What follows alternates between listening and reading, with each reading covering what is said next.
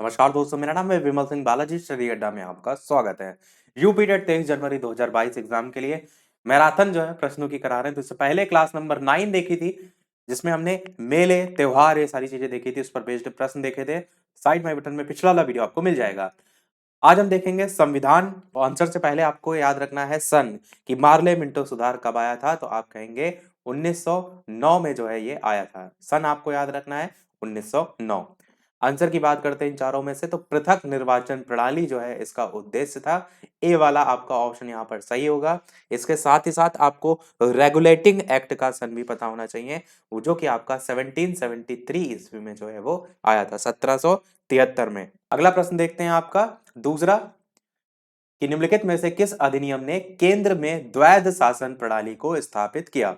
भारत शासन अधिनियम 1935, भारत शासन अधिनियम 1919, भारत शासन अधिनियम 1909 या भारत शासन अधिनियम 1892। बताइए, द्वैध शासन की प्रणाली बहुत पूछा जाता है। द्वैध शासन आपको बताना है किस अधिनियम ने केंद्र में द्वैध शासन प्रणाली जो है उसको स्थापित किया।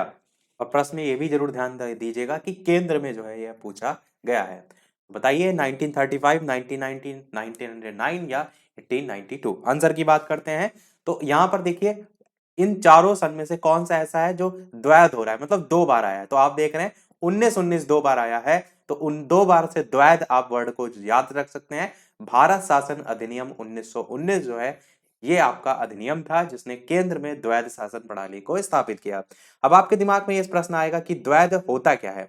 यहाँ पर वर्ड लिखा है ना द्वैध। द्वैध क्या होता है? द्वैध मतलब कि दो प्रकार के शासन जो चले। जैसे आप पहले देखते थे कैसा होता था कि भू राजस्व वसूलने का अधिकार ईस्ट इंडिया कंपनी के पास होता था, जबकि जो प्रशासन है वो जो नवाब होते थे, जैसे पहले बंगाल के नवाब होते थे तो उनके नाम से चलता था। तो दो केंद्र आपको देखने को मिल रहे हैं सत्ता के, यही आपका है द्वैध शासन। अगला प्रश्न, 1924 ईस्वी में किसके द्वारा ब्रिटिश सरकार से यह मांग की गई कि भारतीय संविधान के निर्माण के लिए संविधान सभा का गठन किया जाए? एम एन रॉय, महात्मा गांधी, मोतीलाल नेहरू या गोपाल कृष्ण गोखले। तो किसके द्वारा ब्रिटिश सरकार से ये मांग की गई, ये यहां पर पूछा गया है। बताइए ऑप्शन एबीसीडी में से कौन सा सही होगा। आंसर की बात करते हैं तो एम एन रॉय आपका नहीं होगा। बहुत से लोग संविधान के निर्माण की जब बात आती है तो एम एन रॉय पर चले जाते हैं, इसीलिए इस प्रश्न को हमने रखा है। मोतीलाल नेहरू आपका जो है वो सही होगा।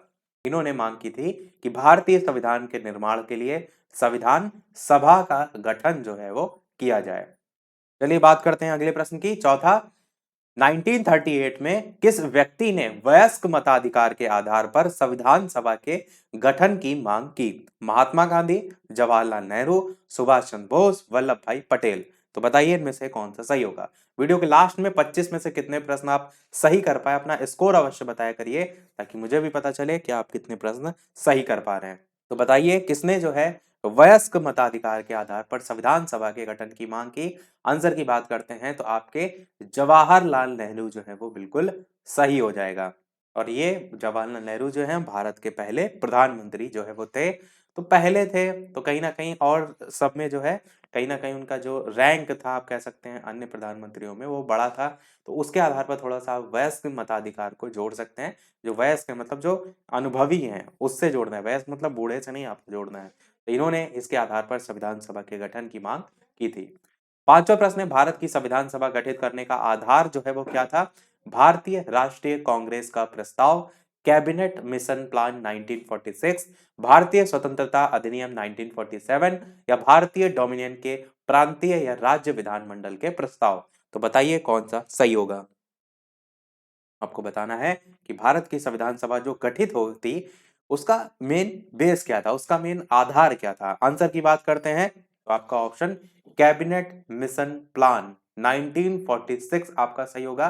सन भी इसका पूछ लिया जाता है कैबिनेट मिशन प्लान का, तो 1946 ये भी जो है वो याद रखिएगा। अगला प्रश्न देखते हैं छठा, सन 1930 में भारतीय राष्ट्रीय कांग्रेस द्वारा संविधान सभा के गठन की मांग कहां पर हुए अधिवेशन में रखी गई? क्वेश्चन ऐसे भी आ सकता है, मैंने 1930 ना दे करके डायरेक्ट भारतीय राष्ट्रीय कांग्रेस के द्वारा कहां पर अधिवेशन की मांग रखी गई, यानी संविधान सभा के गठन की मांग जो है किस अधिवेशन में रखी गई, ऐसे करके भी आ सकता है।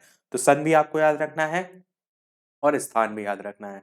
तो बताइए कानपुर, मुंबई, फैजपुर और लाहौर, चार ऑप्शन दे रखे हैं, कौन सा सही होगा?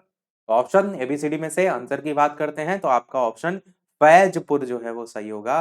फैजपुर जो है यहाँ पर जो है भारतीय राष्ट्रीय कांग्रेस के द्वारा 1930 में जो है मांग रखी गई थी, किसकी? संविधान सभा के गठन की। सातवां प्रश्न, कैबिनेट मिशन योजना के अनुसार संविधान सभा में कुल कितने जो है वो सदस्य होने थे? 389, 409, 429, 505। बताइए इनमें से कौन सा सही होगा? कैबिनेट मिशन सन हमने ऊपर बताई थी आपको 1946, उसको भी याद रखिएगा। तो उसी के अनुसार संविधान सभा में कुल कितने सदस्य होने थे? आंसर की बात करते हैं तो 389 कुल सदस्य जो है वो होने थे। आठवां प्रश्न है आपका, भारतीय संविधान सभा की स्थापना जो है वो कब हुई? 10 जून 1946, 9 दिसंबर 1946, 26 नवंबर 1949, 26 दिसंबर 1949। बताइए भारतीय संविधान सभा की स्थापना जो है वो कब हुई? इस चीज का जरूर ध्यान रखिएगा, प्रश्न में ये नहीं पूछ रहा है कि संविधान सभा कब बनकर तैयार हुआ या कब लागू हुआ, संविधान सभा की स्थापना पूछ रहा है, बस इस चीज को ध्यान रखिएगा। आंसर की बात करते हैं इन चार ऑप्शन में से, तो आपका ऑप्शन सेकंड वाला यहाँ पर 9 दिसंबर 1946 जो है वो सही होगा। भारतीय संविधान सभा की स्थापना 9 दिसंबर 1946। एक चीज और ध्यान दीजिएगा, अगर विकिपीडिया पे अगर आप सर्च करेंगे तो यही तारीख 6 दिसंबर 1946 देखने को मिलती है, पर सभी पुस्तकों में अगर आप देखेंगे तो 9 दिसंबर ही तारीख देखने को मिलती है, इसीलिए हमने ऑप्शन में भी 9 दिसंबर 1946 रखा है, तो इसको ध्यान रखिएगा। कई लोग यहाँ पर गलती 26 नवंबर 1949 वाला ऑप्शन लगाकर कर सकते हैं। तो उस दिन क्या हुआ था? उस दिन हमारा जो संविधान है वो बनकर के तैयार हुआ था 26 नवंबर 1949 को, बाकी लागू आपका 26 जनवरी 1950 को हुआ था। और आने भी वाली है आपकी 26 तारीख, जिसको हम गणतंत्र दिवस के रूप में मनाते हैं। अगला प्रश्न है, संविधान सभा के अस्थायी अध्यक्ष कौन थे? Doctor B R Ambedkar, doctor Rajendra Prasad, Sachchidananda Sinha या के एम मुंशी? बताइए कौन सा सही होगा? संविधान सभा के अस्थायी अध्यक्ष जो है वो कौन थे? आंसर की बात करते हैं तो सच्चिदानंद सिन्हा आपका ऑप्शन सही होगा। प्रश्न को जरूर ध्यान रखिएगा, कब अस्थायी पूछा गया है, कब स्थायी पूछा गया है, कब स्वतंत्र भारत के पहले पूछा गया है, ऐसे क्वेश्चन घुमा घुमा कर आपसे पूछा जाता है। तो जब अस्थायी पूछा जाएगा तो सच्चिदानंद सिन्हा आपका सही हो जाएगा। आंसर की बात करते हैं, मतलब अगले प्रश्न की बात करते हैं, 10वां प्रश्न, 11 दिसंबर 1946 को किसे संविधान सभा का स्थायी अध्यक्ष चुना गया? Jawaharlal Nehru, doctor Rajendra Prasad, doctor B R Ambedkar या के एम मुंशी? बताइए स्थायी अध्यक्ष किसे चुना गया, कब चुना गया? 11 दिसंबर 1946 को। और 2 दिन पहले यानी कि 9 तारीख को, 9 दिसंबर 1946 को चुने गए थे आपके, जो इससे पहले क्वेश्चन हमने देखा था सच्चिदानंद सिन्हा, इनको अस्थायी अध्यक्ष के रूप में चुना गया था। पर 2 दिन बाद यानी 11 दिसंबर 1946 को आंसर की बात करते हैं तो डॉक्टर राजेंद्र प्रसाद को स्थायी अध्यक्ष के रूप में चुना गया। अगला प्रश्न देखते हैं, 11, विधानसभा के संवैधानिक सलाहकार कौन थे? शरद चंद्र बोस, के एम मुंशी, रफी अहमद या बेनेगल नरसिंह राव? विधानसभा के, यहाँ विधान नहीं होना चाहिए, यहाँ संविधान होना चाहिए, सा और लगा लीजिए, संविधान सभा जो है उसकी बात हो रही है तो संविधान ही यहाँ पर जो है वो होगा। संविधान सभा के संवैधानिक सलाहकार जो है वो कौन थे? बताइए इन चार ऑप्शन में से कौन सा जो है वो सही होगा? इन चारों ऑप्शन में से आपका ऑप्शन डी वाला यहाँ पर सही होगा, बेनेगल नरसिंह राव। तो ये आपके थे संविधान सभा के संवैधानिक सलाहकार। अच्छा प्रश्न है, याद रखिएगा। बढ़ते हैं अगले प्रश्न 12 की तरफ। संविधान सभा की प्रारूप समिति के अध्यक्ष जो है वो कौन थे? प्रारूप समिति करके भी क्वेश्चन बहुत आता है। देखिए ये प्रश्न कुछ ऐसे हैं जो रिपीट बहुत होते हैं, कठिन बिल्कुल भी नहीं है, पर कई बार क्या होता है सरल क्वेश्चन ही हम एक ही जैसे ऑप्शन देख करके गलत कर देते हैं, तो वो गलती आपको नहीं करनी है। तो बताइए इनमें से कौन सा सही होगा। साथ ही साथ वीडियो पसंद आए तो लाइक भी सभी लोग अवश्य करते रहिएगा। आपकी इंगेजमेंट आपके लाइक के थ्रू पता चलती है मुझे, तो लाइक और शेयर जरूर करते रहिएगा। बताइए कौन सा सही होगा? Doctor Rajendra Prasad, Jawaharlal Nehru, doctor B R Ambedkar या पुरुषोत्तम दास टंडन? तो बात करते हैं आंसर की एबीसीडी में से, तो आपका डॉक्टर बी आर अम्बेडकर आपका सही होगा। बी आर अम्बेडकर जो है इन्हें प्रारूप समिति के अध्यक्ष के रूप में जो है वो जाना जाता है। प्रारूप, हम कोई भी चीज तैयार करते हैं ना उसका एक पहले प्रोफार्मा टाइप का तैयार करते हैं, वही से प्रारूप टाइप का।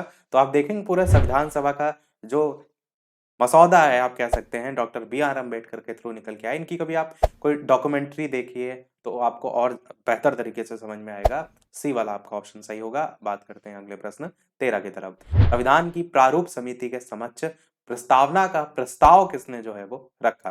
प्रश्न को ध्यान से समझिए। इस संविधान की जो प्रारूप समिति थी उसके अध्यक्ष हमने देख लिया डॉक्टर भीमराव अंबेडकर जी थे। तो उसके समक्ष जो है प्रस्तावना का प्रस्ताव किसने रखा, ये आपसे पूछा गया है। Doctor B R Ambedkar, B N Rau, Mahatma Gandhi या जवाहरलाल नेहरू। बताइए इनमें से कौन सा सही होगा।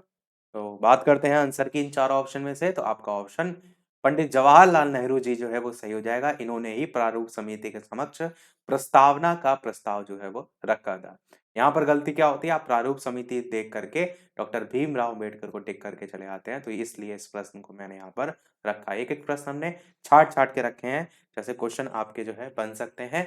अगला प्रश्न देखते हैं आपका 14 कि विधानसभा में, विधान ने यहाँ पर भी सहा है आपका संविधान सभा। तो संविधान सभा आपका जो है अलग अलग है, रुकिए एक सेकंड, अब इसको हमने अलग अलग कर दिया है। तो संविधान सभा में उद्देश्य प्रस्ताव किसने प्रस्तुत किया, Sachchidanand Sinha, doctor B R Ambedkar, Jawaharlal Nehru या आचार्य जे बी कृपलानी। ये क्वेश्चन भी काफी पूछा जाता है, याद जरूर रखिएगा। उद्देश्य प्रस्ताव Sachchidanand Sinha, doctor B R Ambedkar, Jawaharlal Nehru या Acharya J B Kripalani. Answer की बात करते हैं इन चारों ऑप्शन में से, तो जवाहरलाल नेहरू यहाँ पर भी आपका ऑप्शन सही होगा। ये क्वेश्चन अभी और भी आया था प्रारूप समिति के संदर्भ में कि उसके समक्ष प्रस्तावना का प्रस्ताव, तब भी आपको जवाहरलाल नेहरू याद रखना है। थोड़ा सा इसको आप चाहें तो ट्रिक से भी ऐसे जोड़ सकते हैं कि ये प्रधानमंत्री थे, पहले प्रधानमंत्री थे, तो इनके पास ही ये उद्देश्य होना चाहिए कि ये आखिर क्यों लाया जा रहा है। बाकी जैसे डॉक्टर बी आर अम्बेडकर थे, उनका काम अलग है, और भी जो इसमें थे संविधान सभा से संबंधित उनका काम अलग है, पर इन्हें बनाया गया था प्रधानमंत्री।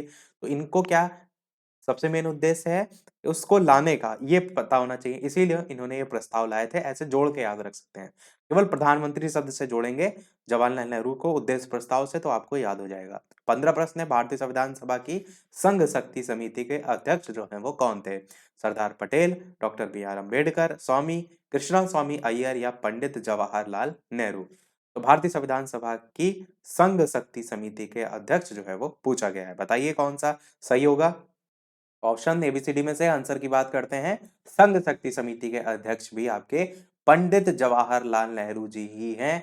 आपको और क्या क्या याद रखना है, इससे पहले हमने आपको बताया कि प्रस्तावना के समक्ष जो प्रस्ताव है वो भी इन्होंने रखा, और मैंने आपको क्या बताया कि क्यों लाया जा रहा है, उद्देश्य क्या है। तो उद्देश्य से उद्देश्य प्रस्ताव को जोड़ेंगे, वो भी यही लेके आए।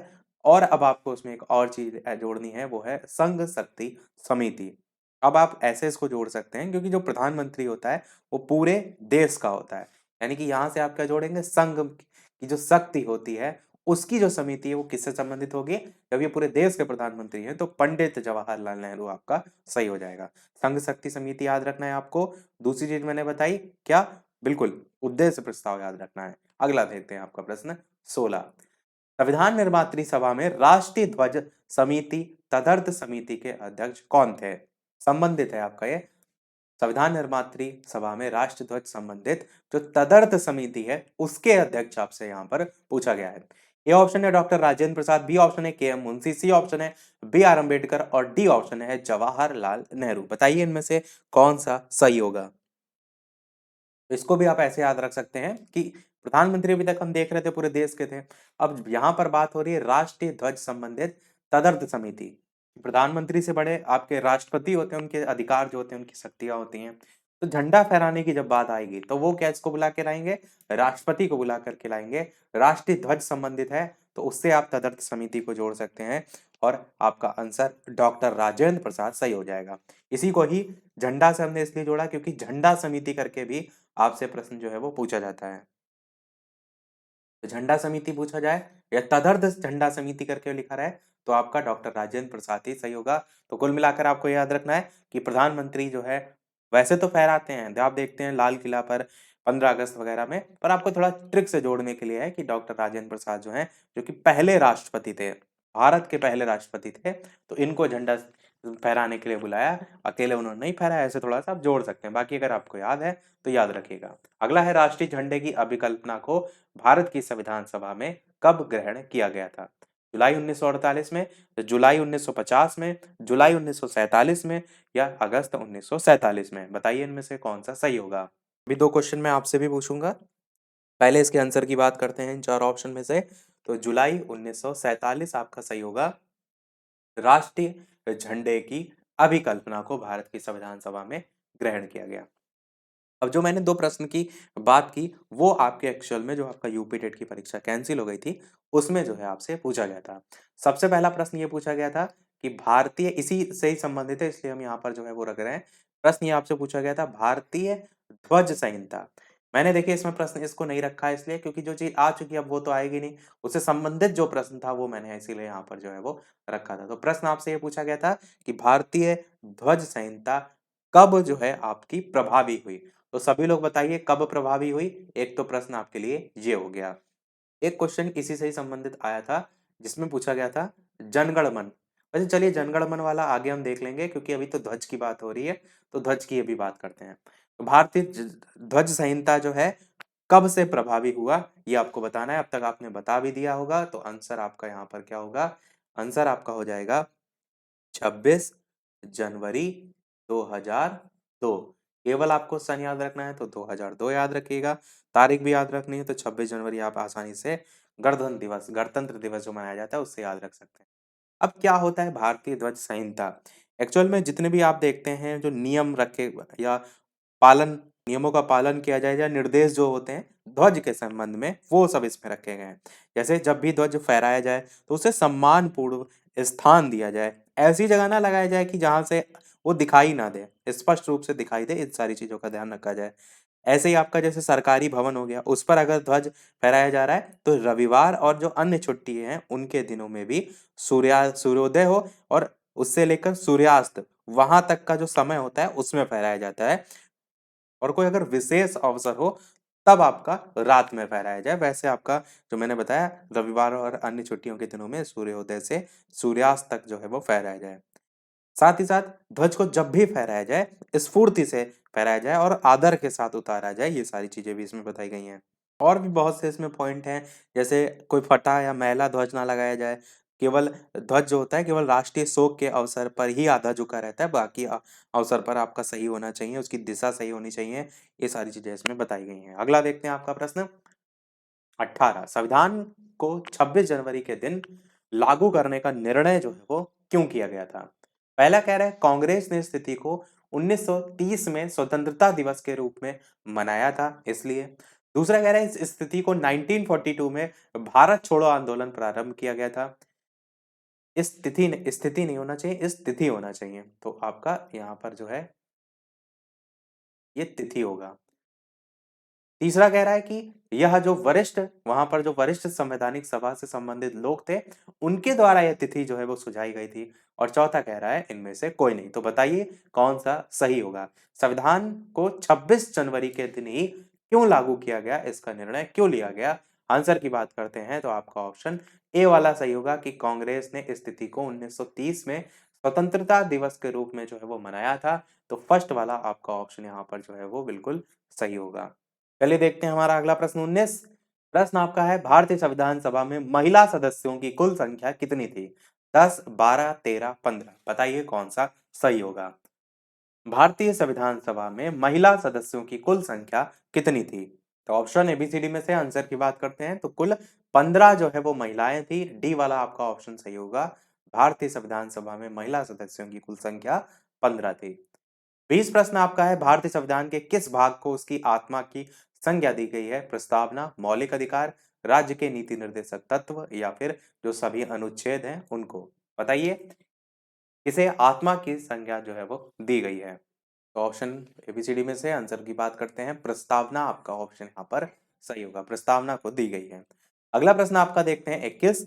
निम्नलिखित में से कौन सा शब्द भारत के संविधान की उद्देशिका जो है उसमें नहीं है?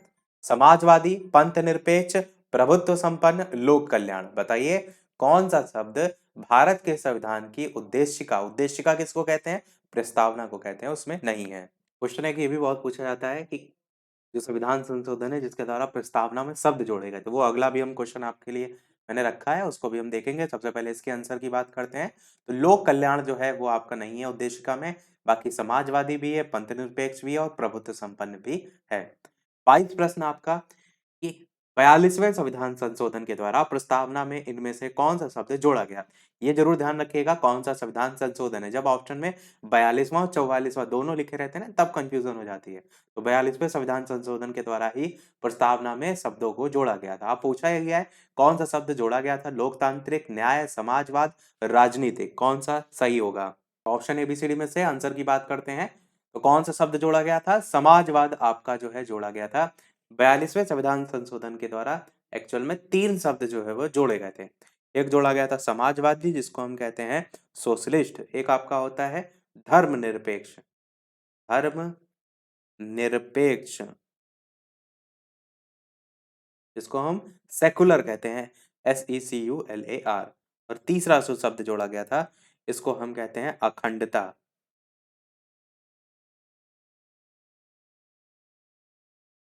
और इसको इंग्लिश में कहते हैं इंटीग्रिटी। तो 3 शब्द जोड़े गए थे, समाजवादी, धर्मनिरपेक्ष और अखंडता, के संविधान संशोधन के द्वारा। तो 42वें संविधान संशोधन के द्वारा। अगला प्रश्न देखते हैं आपका, प्रस्तावना का वह प्रावधान जो सभी वयस्क नागरिकों को मतदान का अधिकार प्रदान करता है, वो क्या कहलाता है? पंथ निरपेक्षता, प्रजातंत्र, समाजवाद, गणतंत्र, कौन सा सही होगा? अभी संविधान में आपके जो है अनुच्छेद वाले बाकी हैं, और आपके जो संविधान है उसमें और भी बहुत से टाइप के क्वेश्चन बन सकते हैं। उनको भी हम अगली क्लास में लेके आएंगे, यानी कि इसके बाद वाला होगा उसमें भी संविधान पर ही बेस्ड होंगे। पर जो टॉपिक आपके हो चुके हैं, जिस पर बेस्ड हो चुके हैं, यानी प्रस्तावना हो गया, उधर वाले क्वेश्चन आपके नहीं होंगे, यानी नए क्वेश्चनों को हम शामिल करेंगे। आंसर की बात करते हैं, तो आंसर की बात करते हैं, आपका ऑप्शन प्रजातंत्र यहाँ पर सेकंड वाला सही होगा, जो कि सभी वयस्क नागरिकों को मतदान का अधिकार प्रदान करते हैं। अगला 24 प्रश्न, सेकंड लास्ट, भारतीय संविधान के किस भाग में स्पष्ट रूप से घोषणा की गई है कि भारत एक धर्मनिरपेक्ष राज्य है? मौलिक अधिकार, संविधान की प्रस्तावना, राज्य के नीति निर्देशक सिद्धांत, या संविधान की 9वीं अनुसूची? तो किस भाग में स्पष्ट रूप से घोषणा की गई है कि भारत एक धर्मनिरपेक्ष राज्य है? आंसर की बात करते हैं इन 4 ऑप्शन में से, तो आपका ऑप्शन संविधान की प्रस्तावना जो है आपका सही होगा, जिसमें स्पष्ट रूप से घोषणा की गई है कि भारत एक धर्मनिरपेक्ष राज्य है। अगला और इस वीडियो का लास्ट प्रश्न देखते हैं, इसके बाद एक प्रश्न हम आपसे भी पूछेंगे, जैसे कि सभी वीडियो में हम आपसे एक ना एक प्रश्न पूछते हैं। इसके अलावा चैनल पर नए हो तो सब्सक्राइब करके अवश्य जुड़ जाइएगा, ताकि आगे आने वाला कोई वीडियो आपसे मिस ना हो। और साथ ही साथ वीडियो अभी तक आपने लाइक ना किया हो, प्रश्न अच्छे लगे हो, तो लाइक अवश्य करते रहिएगा, शेयर अवश्य करते रहिएगा। और टेलीग्राम चैनल से नहीं जुड़े हो तो लिंक आपको डिस्क्रिप्शन में मिल जाएगी, सर्च करके भी जुड़ सकते हैं। बालाजी स्ट्रेडा। 25 प्रश्न लास्ट है आपका, भारतीय संविधान का प्राधिकार स्रोत कौन है? राष्ट्रपति है, भारत के लोग हैं, सर्वोच्च न्यायालय है, या फिर सरकार है? बताइए इनमें से कौन सा सही होगा? भारतीय संविधान का प्राधिकार स्रोत जो है कौन है? आंसर की बात करते हैं इन चारों में से, तो भारत के लोग आपका यहाँ पर जो है वो सही होगा, जो कि प्राधिकार स्रोत में आ जाएंगे। सभी प्रश्न हुए हमारे समाप्त। अब एक प्रश्न आपके लिए भी, जैसे कि सभी वीडियो में हम आपसे एक ना एक प्रश्न पूछते हैं। इसके अलावा 25 में से कितने प्रश्न सही कर पाए आप, अपना स्कोर अवश्य कमेंट सेक्शन में बताइएगा। तो ये है आपका इस वीडियो का प्रश्न, इसका आंसर वीडियो के मेन कमेंट में आपको बताना है कि विश्व का सबसे बड़ा लिखित एवं सर्वाधिक व्यापक संविधान किस देश का है? ए ऑप्शन है ब्रिटेन, बी ऑप्शन है भारत, सी ऑप्शन है कनाडा, और डी ऑप्शन है दक्षिण अफ्रीका। इन चारों में से कौन सा सही होगा, अपना आंसर वीडियो के मेन कमेंट में टाइप करके बताइएगा। लाइव टाइमिंग दोपहर के 3 बजे की, शाम के 8 बजे की, तो लाइव आकर भी वीडियो आप देख सकते हैं, प्रश्नों की प्रैक्टिस कर सकते हैं। तो आज के वीडियो में इतना ही रखते हैं, मिलते हैं अगले वीडियो में कुछ नए प्रश्नों के साथ, नए टॉपिक के साथ। तब तक के लिए नमस्कार, जय हिंद।